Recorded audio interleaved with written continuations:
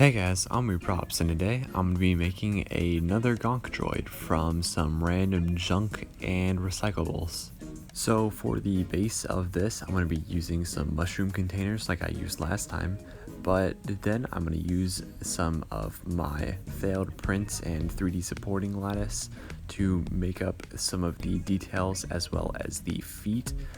So since I've been printing a lot of lightsabers and everything, I have a failed print every couple of months, and I just keep all those parts to use as greeblies and things for my other builds. And so I'm using some pieces from one of those failed builds to make the feet, just gluing together two box looking parts to make one foot, and then two similar box looking parts to make the other, and then some tubing to make the main leg part. I'm just using hot glue to glue all of these parts together, just making sure that all of the seams and stuff line up and that none of the parts have any gaps or anything in between them, because I don't really feel like filling any seams or anything. Not that I would, but I don't want any really bad seams on anything. I did use some pieces of plastic to fill in the empty spots on the feet where the print had failed and left the support and infill just sitting there, and so I just glued that on with some hot glue and then trimmed it off with a pair of scissors, just cutting off the excess and making sure that everything lined up flat. I then went through and glued on those pieces from the lightsabers on to make the base of the legs like I mentioned earlier. Really keeping any like failed 3D print or anything is just useful, because you can sell it back to the manufacturer for like a really low price, or just ship it back and let them turn it into filament for things. I know a few filament companies do that, so it's always good to try to give back to the environment, and that's really kind of the basis for my channel, as you guys know, it being reprops and all. So I totally suggest that you guys do something like that, or just use your failed prints to make stuff besides what you were trying to print. To make the eye box with all the greeblies and stuff, I'm just using this back cover from an old clock that I took apart, and it has this little nice greebly look to it that I wanted to use for the front of this. Then I went through and glued on a bunch of random greeblies and stuff, just a bunch of random junk and stuff, some 3D printed parts, some things from some old electronics, some wires, and then just a bunch of random Gundam bits and stuff from old toys. Like, if you just keep a box of stuff, then it's always going to come in handy when you're going to go and greebly something, especially for a lot of Star Wars builds. There's a lot of stuff you can use for them. After I greeblified my Gonk Droid, I went through and glued on the legs, making sure that they were on nice and sturdy with a lot of hot glue. As of making this, I only have like one stick of hot glue left, so I'm using it pretty sparsely. So I might have to reinforce these once I get some more hot glue in the future, so probably like 10 minutes into this video.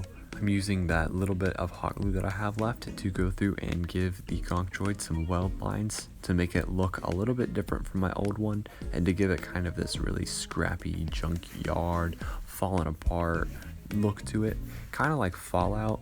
I wanted to give this little bit of a Fallout look, especially with the paint scheme. I went really heavy with the rust, as you guys will see in a few minutes, but I just wanted it to have a really nice worn and old and kind of refurbished look to it, like a lot of people have owned it and gone through and redone it.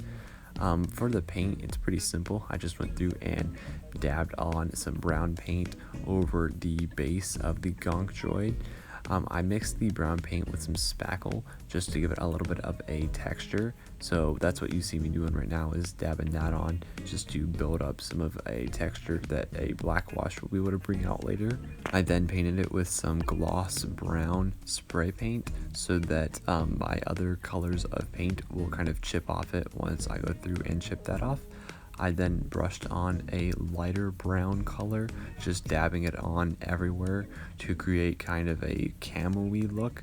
I'm not really going for a camo look, but I'm going for a really worn, rusted look, and that sometimes looks like camo in my opinion, so that's kind of what I'm going for this. After that paint dried, I applied some chipping medium and then went through and painted it a nice matte red color, and then I went through and knocked off all of that chipping medium using some sanding sponges to go through and lightly sand away the edges, and then some water to help get the chipping medium activated, and just wipe it off with some rough paint brushes and stuff. And then I went through and did some gunmetal detailing in some areas just to give it a nice metallic look in some spots to help highlight those areas, like some of the greeblies and stuff and the eyes and some of that. I then went through and mixed up a really heavy black wash and brushed that on over the whole thing, making sure that every spot was covered in this.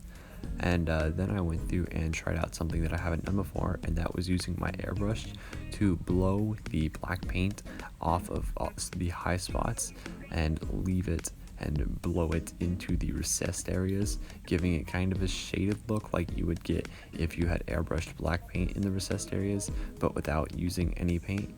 You could also use like an air compressor pump to do this, but yeah, I'm really happy with how it turned out. I really like how this Gonk Droid turned out, and I think it's a little bit better than my last one, especially with the painting and some of the greeblies and all that. Let me know which one you guys like better. I'll post a link to that video somewhere, I'm not sure. Be sure to check out my Patreon page so that I can continue to make these videos. My main Patreon, Matthew, is allowing me to buy black paint, so thank you, Matthew. Thank you guys for watching, and if you guys don't mind liking and subscribing, please do. Let me know what other builds and stuff you guys want me to make, and I'll get making them. I also have an Instagram and a Discord, so let me know what builds you guys want me to make through there, and share the builds that you guys make. See you guys next vid. Bye.